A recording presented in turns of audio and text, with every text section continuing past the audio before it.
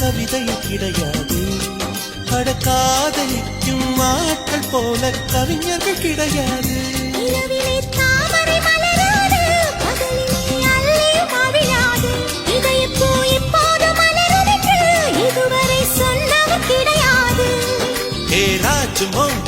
ரம்பா ரம்பா உன்னி எடக்கேட தங்கம் தர துடிக்கும் நெஞ்சம். தொடாமல் கண்களால் நெஞ்சை பந்தாடினான்.